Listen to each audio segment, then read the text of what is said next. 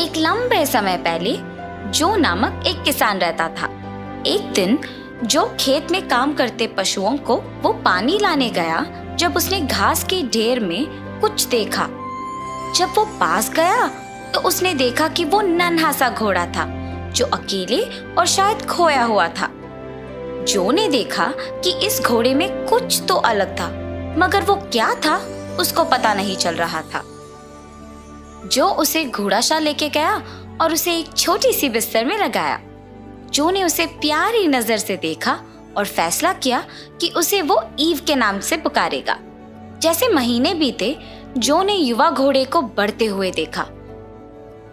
उसने ईव में अंतर देखना शुरू किया। वो बाकी घोड़ों की तरह नहीं थी,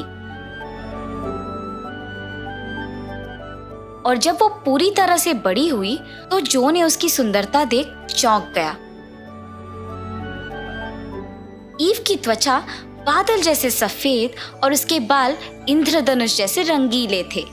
उसके बारे में एक सबसे सुंदर चीज, उसके माथे पर एक लंबी नुकीली चीज थी।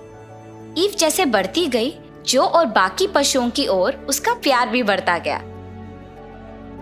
काम के एक लंबे दिन बाद ईव घोड़ाशाल में चली गई और उसने देखा कि चारों ओर घोड़ों के साथ कुछ गलत था। वे बेचैन थे और असहज थे। मगर ईव ज्यादा नहीं सोची और अपने स्थान में जाके सो गई। बहुत देर बाद नहीं, ईव सुबह सुबह एक भयानक आवाज सुन के जाग उठी। उसने देखा कि सारे घोड़े अपने स्टैलों से बाहर आए और खेत से बाहर भाग रहे थे। उसने घोड़ों की गति को पकड़ने की कोशिश की थी, ये पूछने के लिए कि वो सब कहाँ जा रहे थे और क्या कर रहे थे, लेकिन किसी ने भी उसे जवाब नहीं दिया और बस आगे देख के भागते गए। वो ये देख चौंक गई कि वो सब कुछ कह रहे थे। थोड़ी देर बाद उसे समझ आया कि वो सब ग्रेचन सबसे महान है, ग्रेचन सबसे महान है का जाप कर रहे थे। उसे इसका कारण नहीं पता चला और उसे समझ आया कि वो सब ईव को सुन भी नहीं पा रहे थे। ईव ने ये भी देखा कि वे सब एक ही दिशा में भाग रहे थे। अचानक वे सब एक हरी घास और डैफोडिल्स तैरते हुए एक जगह पे आ पहुंचे, जहां ईव ने एक युवा लड़की को कालीन पे बैठे एक अजीब दिखने वाले बक्से को पकड़े हुए देखा था। उस बक्से के शीर्ष पर एक छेद था। बक्से से संगीत बाहर आ रहा था और ईव को समझ आया कि वे सब एक जादुई मंत्र के ताहत में थे और उस संगीत की दिशा की ओर जा रहे थे। ईव उलझी हुई थी क्योंकि उसको समझ में नहीं आया कि वो क्यों इस जादुई मंत्र के ताहत में नहीं आई थी।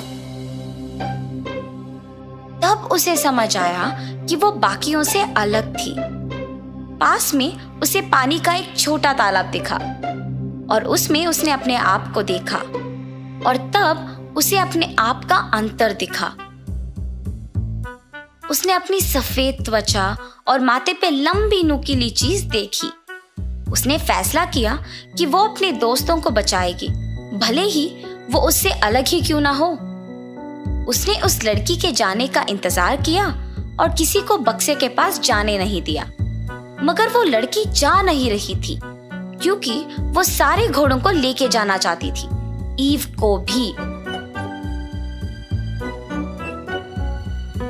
ईव धीरे से उस लड़की की ओर बढ़ी और अपनी लंबी नुकीली चीज से लड़की के हाथ में बक्से को ठोक दिया। बक्सा नीचे गिर गया। तब ईव ने देखा कि वो बक्से का आकार घोड़े के खुर की तरह थी, लेकिन कोई भी अन्य घोड़ा नहीं।